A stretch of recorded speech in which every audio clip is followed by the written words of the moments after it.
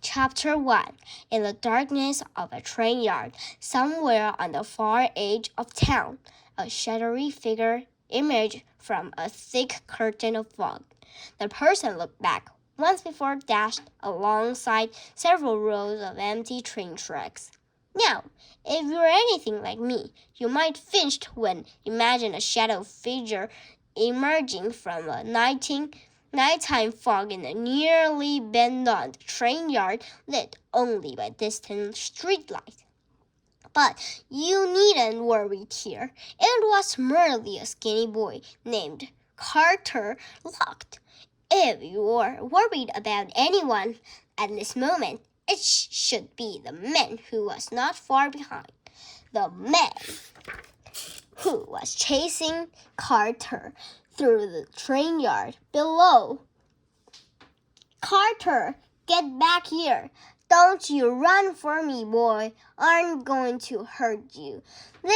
Was a lie. The man very much indeed to hurt Carter.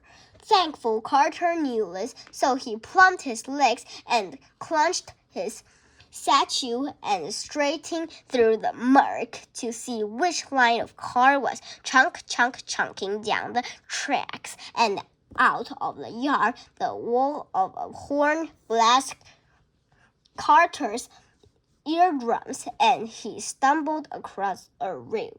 Several rows away, there came a familiar metal clacking. A rusty but colorful chain of cars clacked by, the catching speed and whiskering away the mist.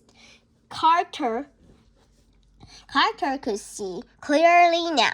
He jumped over the tracks and raced to keep up with the moving train. From down the yard, the car kept coming and coming and coming. Red, blue, green, yellow, purple, red. Redder, black, orange, redder still. The colorful train reminded Carter of the first magic trick he'd ever seen, a gentle hand coming close to his ear which was tried to a yellow one, which was tried to a blue one, which was tried to a green one, and so on and so on and on. It was one of the few mirrors Carter had of his own feather. Instinctively, Carter touched his statue if to make sure the small wooden box was still inside. It was Carter ran alongside the train, even each passing car for a place to board. Behind him, footsteps sounded in the gravel. Then a growled cart noise rang out. Carter, don't you dare hop on the train. The voice was stoned.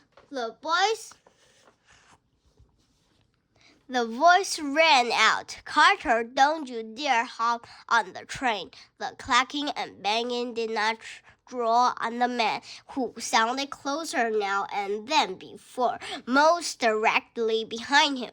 I've got eyes and eyes in every town, between here and Timbuktu. You will never escape. Hear me? Never. Carter tried not to think about what would happen if the man caught him. Instead, he forces on the locomotive light glinted on the heavy wheels below as they rolled up the tracks. The problem with trains is that they are made of metal, and each car weighs a literal ton, if not more, once they're moving. They move quickly. If Carter got too close, if he tripped, it would be over.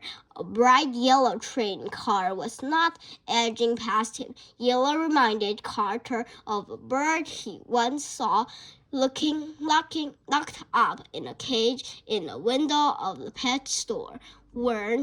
birds designed to fly free. Carter looked it aside. That this was the one for reach of. The one that could take him far away here. Its letters was just out of reach. Jumping a train in motion may have been hard or even scary for some, but Carter had done it so many times. It came as naturally as plucking a coin from only one hand. Unfortunately, the man who was chasing Carter found it easy too, as Carter was about to clapped the ladder. The man grabbed Carter's statue and dragged him to the ground. No, Carter yelled. The boat ran thumped across the gravel, rolling beside on wheels of yellow cars that went blum blum blum blum blum blum bum bum bum bum bum bum over the rickety tracks, echoing the flutter of Carter's panic heartbeat. He didn't want to imagine what would happen if the train left without him.